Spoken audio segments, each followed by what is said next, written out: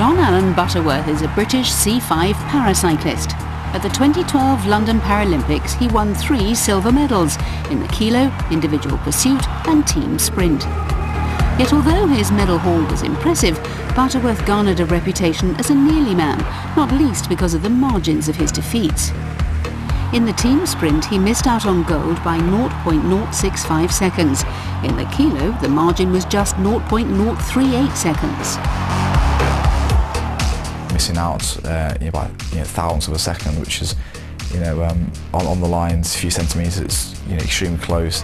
At the time I was second best on 3 events, and it was kind of a bit disappointing, but I'm quite happy the way he performs, especially under pressure and on the world stage like that.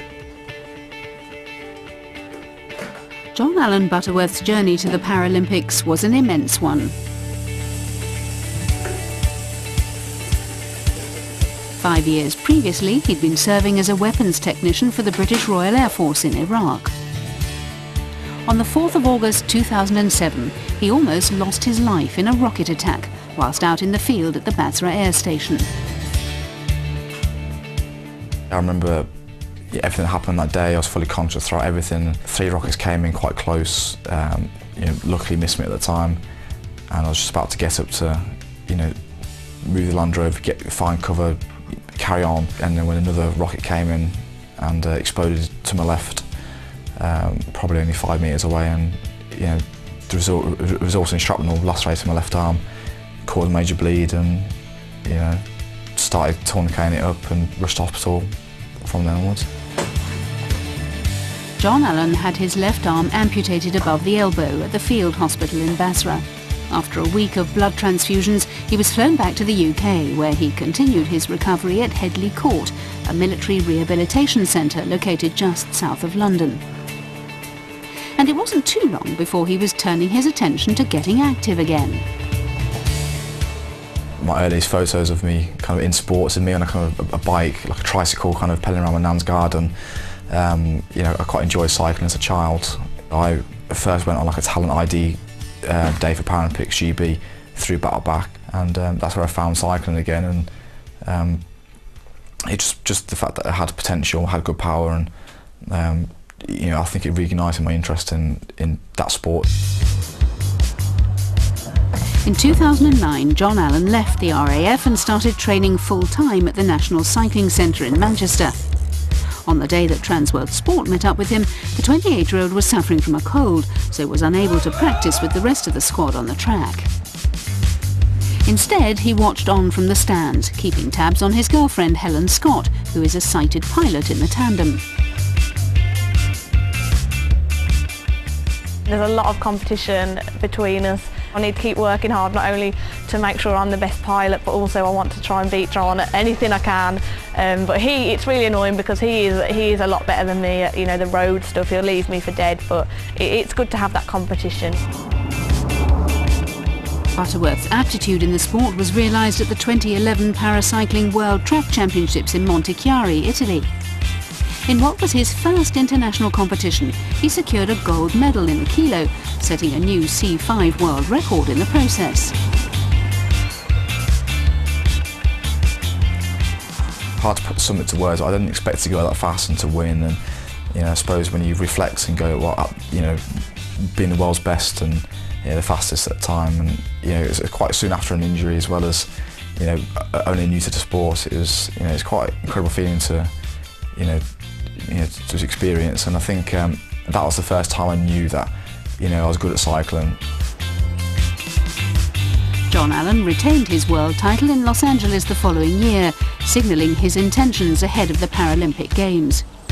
Although a gold medal eluded him in London, he went home with 3 silvers from his debut Games. His girlfriend also won a silver and a bronze to complete a successful Games for the duo. Beat me by 1 medal, which is really annoying, but I watched both of his pursuit and his team sprints live in the velodrome. I was in the stands, and I actually lost my voice cheering for them in the final of the team sprint, and it was really nerve-wracking, more nerve-wracking than when I raced myself, to be honest. It didn't exactly go my way in the games, so exactly how I was before.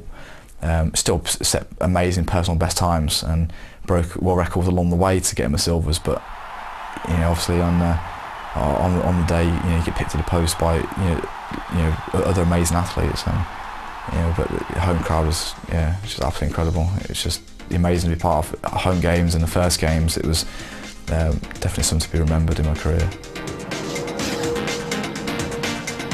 Since the 2012 Paralympics, Jon-Allan has looked for ways in which to improve his times. He's become involved with the Rio Tinto Sports Innovation Challenge.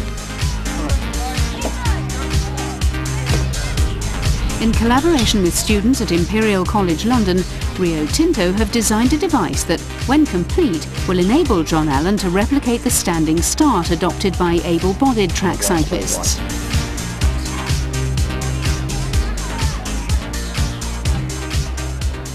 This is in the standing position at the moment, so that when he starts the race, he can get a lot of power through your legs and use different muscle groups. Then hopefully it will pivot down into the aerodynamic position, which you can then adopt for the rest of the race and get the speed up. We're hoping it'll greatly enhance the performance up to possibly 3 seconds. It'll gain from being able to have a much more powerful start than currently seated. To have different initiatives and organisations trying to progress kind of parasport is it's crucial really, otherwise you wouldn't be able to progress it. And if you almost get something as good as your natural arm, or almost as good, then there's no reason why you can't make it onto the able-bodied squad. Jon-Allan competed against able-bodied cyclists at the British Nationals last year. He placed 13th out of 33 riders in the 200-metre time trial, setting a world record time for his classification of 10.728 seconds. That performance has boosted his confidence and made him even more determined to win gold at the 2016 Paralympics in Rio. Jason Kennedy did a 10.1, and give or take a few thousandths, you kind of being 0.6 behind Olympic champion in that event, match sprint, and to go that fast for a paracyclist to go that fast, I was kind of quite chuffed and quite proud. And all I know now is that for Rio, I'm going to have to. I know what to expect now, and I don't want to lose again, so I'm going to go to Rio and try and put a lot of things right, and rather than get 3 silvers, maybe get 3 golds, and kind of correct that. See what happens, I suppose, in Rio.